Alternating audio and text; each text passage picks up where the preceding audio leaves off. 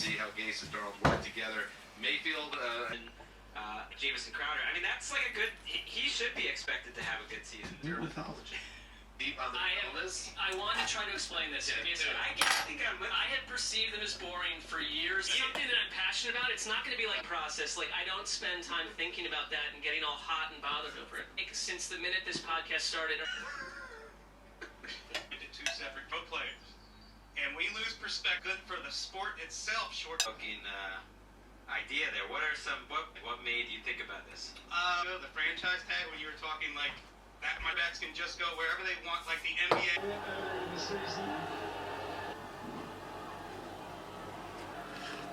Because the winner gets the largest financial prize in world football. Oh, really?